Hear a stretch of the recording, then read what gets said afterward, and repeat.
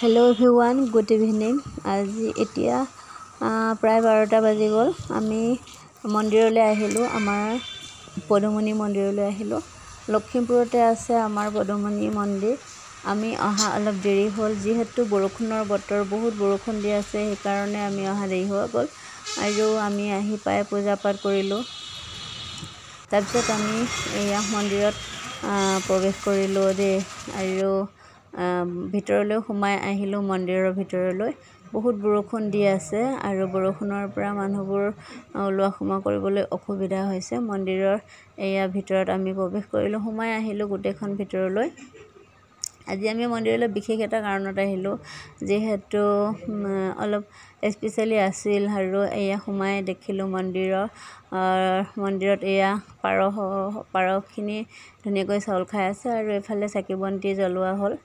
আৰু চাকি বন্তি জ্বলাই সকলোৱে জ্বলাই আছে, তাতে ময়ো জ্বলাইছোঁ। আৰু ইফালে অকণমান শৰাই আগবঢ়ালোঁ, আৰু গোটেইখিনি পাৰ আছিলে, আৰু এয়া ঠায়ে ঠায়ে মানুহ আছিলে। আজি মানে কি আমি অহা দেৰি হ'ল, 12টা বাজিলে, মানুহ কম আছে। আৰু আমি এইফালে শৰাই আগবঢ়াই চাকি বন্তি জ্বলাই ল'লোঁ। চাকি গছ জ্বলাই লোৱাৰ পিছত আমি এনেকৈ মন্দিৰৰ ভিতৰলৈ, মানে মন্দিৰত সেৱা শুশ্ৰূষা কৰিবলৈ ওপৰলৈ উঠি যাম। এয়া আমি ওপৰলৈ উঠি আহিলোঁ আৰু মন্দিৰৰ ভিতৰ পালোহি। আৰু এফালে মন্দিৰত সেৱা শুশ্ৰূষা কৰি ল'ম, আৰু পণ্ডিতক পৰা আমি অকণমান সেৱা ল'ম, আশীৰ্বাদ ল'ম, আৰু মা পদুমণিৰ আশীৰ্বাদ ল'ম। আৰু লৈ মেলি আমি মন্দিৰৰ ভিতৰৰ পৰা মানে আমি ইয়াতে আকৌ অকণমান অন্ন খাম বুলি ভাবিছোঁ, যিহেতু জেগাডোখৰ পৰিষ্কাৰ কৰি ল'ব লাগিব, লেতেৰা হৈ আছিলে। ইফালে আমি অকণমান আহি মন্দিৰৰ প্ৰসাদ খাই ল'লোঁ। শৰাই আগবঢ়াই আকৌ আমাক দিলে অকণমান খাবলৈ। আমি গোটেইখিনিয়ে মিলি অকণমান প্ৰসাদ খাই ল'লোঁ। আৰু ইফালে আমাৰ অন্নমুঠি খাবলৈ সকলোৱে একেলগে যা যোগাৰ কৰিছোঁ। ইফালে আমি কাটিছোঁ দুগৰাকী, মা আৰু মই।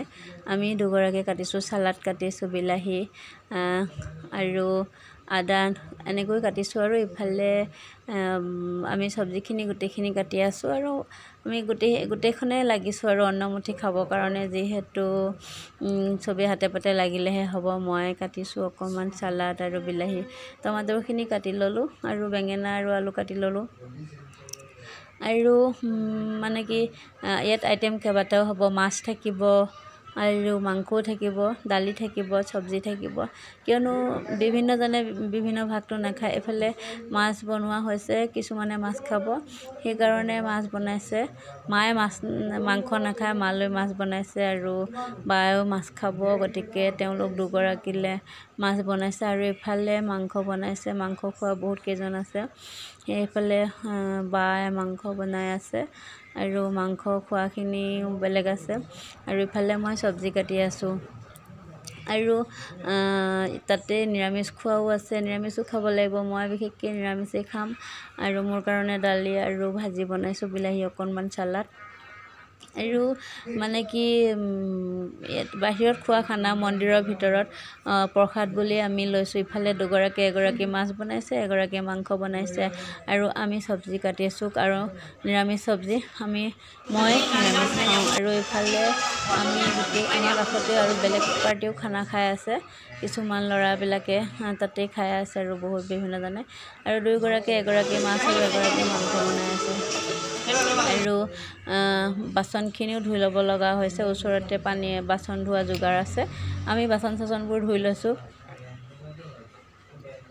আৰু মানে কি বৰষুণ দি আছে, ঠাইতে মানে জেগাও ঠাইতে আছিলে, সেয়েহে আমি ধুই লৈছোঁ, কাৰণ বাচনবোৰ ধুই ল'ব লগা হৈছে। আমাৰ আইটেম বহুত হৈছে, দালি, ভাজি, মাছ, মাংস, গোটেইখিনি কেইবাভাগো বনাবলগীয়া হৈছে। আমাৰ মানুহ আছিলে 12জন, কিন্তু 12জনৰ ভিতৰতে কিছুমানে মাংস খাব, কিছুমানে মাছ খাব, আৰু কিছুমানে নিৰামিষ খাব, সেইটো কাৰণে কেইবাভাগো বনাব লগা হৈছে।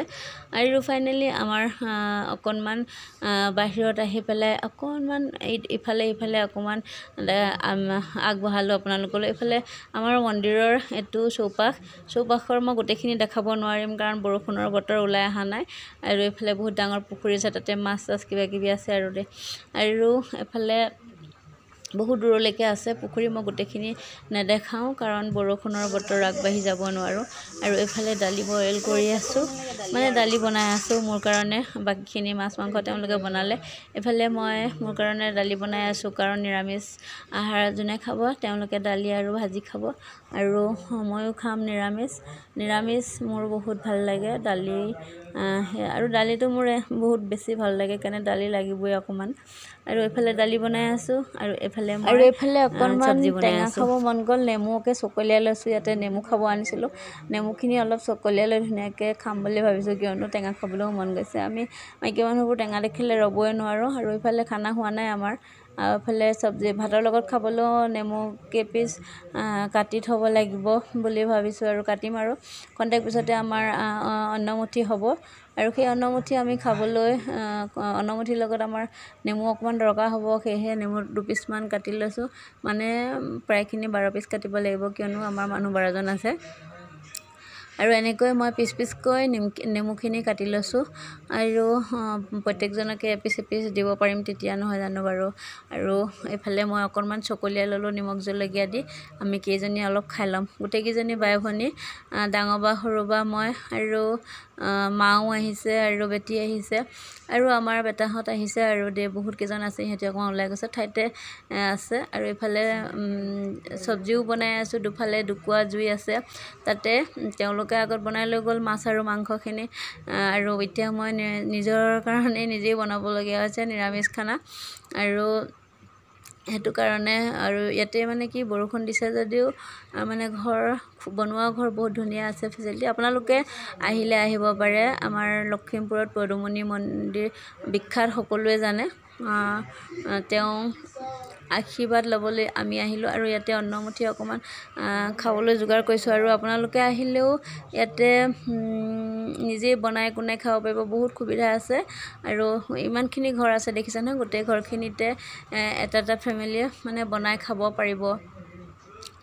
আৰু এনেকৈ সকলোৱে নিজৰ নিজৰ বস্তু লৈ আহি নিজৰ নিজৰ জেগাত ইচ্ছামতে বনাই খাব পাৰিব, কোনো প্ৰব্লেম নহ'ব।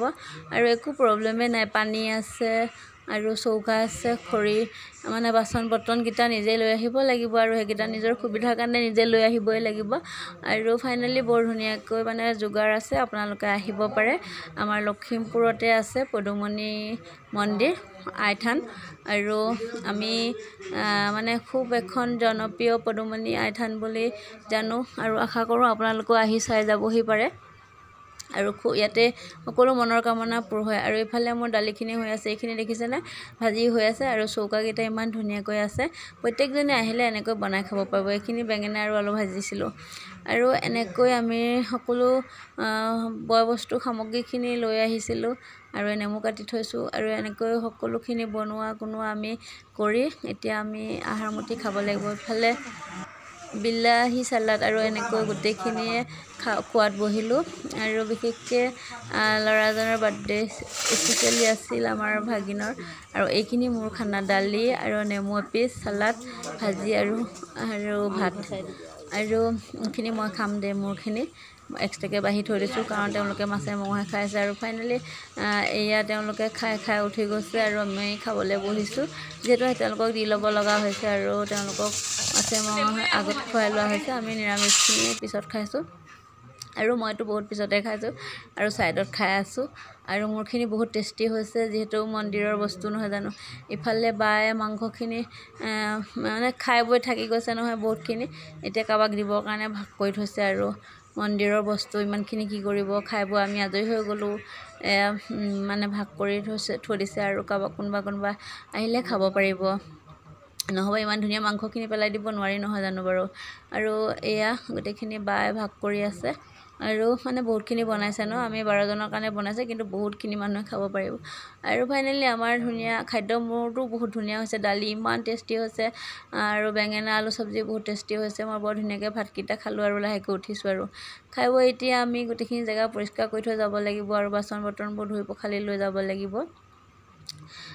সেয়েহে আমি এতিয়া পৰিষ্কাৰ কৰিম জেগাখিনি দেই। আৰু বাচন বৰ্তনবোৰ ধুই ল'ব লাগিব কিয়নো ইয়াতে বহুত সুবিধা আছে বৰষুণ দিছে যদিও মানে বৰষুণ চোতালতহে দি আছে এইফালে ঘৰ আছে যে এতিয়া সাইডতে টেপ আছে টেপৰ কাষতে এয়া কাষতে আহি বাচন কেইটা মই ধুনীয়াকৈ ধুই ল'ব পাৰিম থ্যাংক ইউ